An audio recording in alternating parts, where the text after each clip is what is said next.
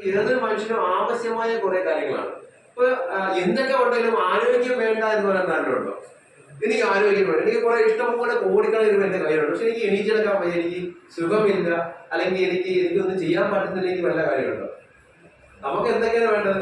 നമുക്ക് വേണ്ടത് പറഞ്ഞാൽ ഒന്ന് ആരോഗ്യം വേണം, വേണ്ടേ? മരണപരം നമുക്ക് ആരോഗ്യം വേണം. ഒന്ന് രണ്ട് എന്ന് പറഞ്ഞ ഒരു സാമ്പത്തിക സ്വാതന്ത്ര്യം വേണം. മൂന്ന് ടൈം വേണം, വേണ്ടേ? നമ്മളെ ഇഷ്ടംപോലെ കാശ് വേണം, നമുക്ക് ഒന്നിനും സമയമില്ല. വല്ല കാര്യമുണ്ട്, നമുക്ക് എൻജോയ് ചെയ്യാൻ വേണ്ടി പറ്റുമോ? നമുക്ക് ആസ്വദിക്കാൻ വേണ്ടി പറ്റുമോ? നമ്മളിപ്പോ 2024 നിൽക്കുന്ന ഈ 2021-2022 വർഷം വരത്തില്ലേ? അന്ന് ഇന്ന് ഭൂമി കാണുന്ന ആരും കാണും, നമ്മളാരും കാണും, ഉള്ളാരും കാണും. നമ്മൾ കുറച്ച് വർഷങ്ങളെ നമ്മളുള്ളൂ ഭൂമിയിൽ, പക്ഷെ നമ്മൾ നാളെ ശരിയാവും മറ്റന്നാൾ ശരിയാവും എന്ന് പറഞ്ഞിട്ട് നമ്മൾ പോകുന്ന ആൾക്കാരാണ്, അങ്ങനെയല്ലേ? പക്ഷെ ഇവിടെ എന്ന് പറഞ്ഞാൽ ഈ ബിസിനസിന്റെ ഏറ്റവും വലിയ പ്രത്യേകത എന്ന് പറയുമോ? ഒന്നാമത്തെ തരുന്ന ഒരു നേട്ടം എന്ന് പറഞ്ഞാൽ ആരോഗ്യമാണ് തരുന്നത്. ആരോഗ്യം എന്ന് പറഞ്ഞാൽ ഇന്ന് നമുക്കറിയാം, നമ്മൾ രോഗം വന്നു കഴിഞ്ഞാൽ നമ്മൾ ഡോക്ടറെ പോയി കാണും, ശരിയല്ലേ? നമുക്ക് അറിയില്ല, നമ്മൾ ഡോക്ടറെ പോയി കാണുന്ന ഡോക്ടർ നമുക്ക് മരുന്ന് തരുവാണ് ചെയ്യുന്നത്. ഇപ്പോൾ പ്രഷർ ഉണ്ട് അല്ലെങ്കിൽ BP കൂടി, നമ്മൾ ഡോക്ടറെ പോയി കാണും, ഡോക്ടർ ഒരു മരുന്ന് തരും. അതിന് നിന്നില്ലെങ്കിൽ അല്ലെങ്കിൽ ആ ഒരു അളവ് കൂടുതലാണെങ്കിൽ 2 ഗുളിക തരും, അങ്ങനെയല്ലേ? അത് നമ്മൾ അതാണ് ചെയ്യുന്നത്. അല്ലാതെ രോഗത്തിനെയാണ് ഡോക്ടർമാർ ചികിത്സിക്കുന്നത്.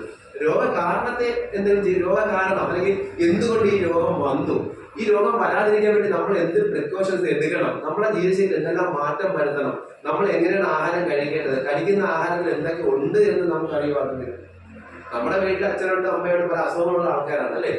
പക്ഷെ നമുക്കറിയാം, നമ്മൾ ഡോക്ടറെ പോയി കാണുന്നു, ഡോക്ടറെ BPക്ക് മരുന്ന് തരുന്നു, കൊളസ്ട്രോളിന് മരുന്ന് തരുന്നു, ഷുഗറിന് മരുന്ന് തരുന്നു. ഈ കൊളസ്ട്രോളിനും ഷുഗറിനും BPക്കും ക്യാൻസറിനും ഇങ്ങനെ ഹാർട്ട് അറ്റാക്കിനും ബ്ലോക്കിനും സ്ട്രോക്കിനും ഒക്കെ മരുന്ന് കഴിച്ച് ആരുടെയെങ്കിലും രോഗം മാറിയതായിട്ട് എനിക്കറിയാം. രോഗം മാറില്ല, അതാണ് പ്രത്യേകത. നമ്മളെ വീട്ടിൽ നമ്മളെ അച്ഛനും വന്നു അമ്മയ്ക്ക് വന്നു അമ്മ നമ്മൾ വിചാരിക്കുന്നതാണ് അതങ്ങനെയാണ്, നമുക്ക് കുഴപ്പമില്ല, നമ്മൾ സേഫ് ആണെന്ന് വിചാരിക്കും. പിന്നെ പണ്ടത്തെ പോലെ അല്ല, കാലം മാറി. ഇപ്പൊ ഒരുപാട് ജീവിതശൈലി പോയ മാറ്റങ്ങൾ വന്നു. ഒരു 10-35 വർഷം മുമ്പുള്ള ജീവിതശൈലി അല്ല നമ്മുടെ ജീവിതശൈലി. നിങ്ങൾക്കത് അറിയത്തില്ലായിരിക്കും, പക്ഷെ എനിക്ക് അറിയാൻ വേണ്ടി പറ്റും. എനിക്ക് നിങ്ങളെക്കാട്ടി കുറച്ചുകൂടെ ഒരു 10-23 വർഷം, മോനെ 20 വയസ്സാണ് പ്രായം, എനിക്ക് 43 വയസ്സ് ആയി. 23 വർഷത്തെ ഒരു എക്സ്പീരിയൻസ് ഉണ്ട്. ഒരു 10-35 വർഷം മുമ്പുള്ള ജീവിത രീതി നിങ്ങൾക്കറിയില്ല, പക്ഷെ എനിക്കറിയാം. കാരണം അന്നൊക്കെ നമ്മുടെ ഇഷ്ടംപോലെ വയലുകളുണ്ടായിരുന്നു, അവിടെ നെൽകൃഷി ഉണ്ടായിരുന്നു. ആ നെൽകൃഷി എന്ന് പറഞ്ഞാൽ അവിടെ ഉപയോഗിക്കുന്ന പറഞ്ഞാൽ ചാണകം, ചാമ്പല്, തോല് വച്ചിട്ടുള്ള ഒരു കൃഷി രീതിയായിരുന്നു. ഇത് നമ്മളാ നെല്ല് നമ്മളൊക്കെ പോയി കൊയ്ത് അത് കുത്തി ചുമന്ന അരിയാണ് കിട്ടിക്കൊണ്ടിരുന്നത്. തവിടുള്ള അരി എന്ന് പറയും, അല്ലെ? തവിട് മാറ്റാത്ത ചുമന്ന അരി, അതാണ് നമ്മളത് അന്ന് കഴിച്ചുകൊണ്ടിരുന്നത്. ഒരു 10-30 വർഷം മുമ്പാണ്. ഇനി അന്ന് ഈ രാസവളത്തിന്റെ ഉപയോഗം ഇല്ല, അല്ലെ?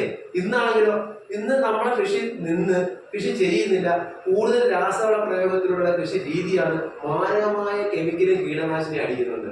ഇന്നത്തെ നെൽച്ചെടികാരെ എന്ന് പറഞ്ഞാൽ കീടനാശിനി കുടിച്ചാൽ നിൽക്കുന്നത് മാത്രമല്ല, അതിലുള്ള നമ്മുടെ അരിയിലുള്ള ഏറ്റവും നല്ല പോഷകമുള്ള ഭാഗമാണ് തവിട്.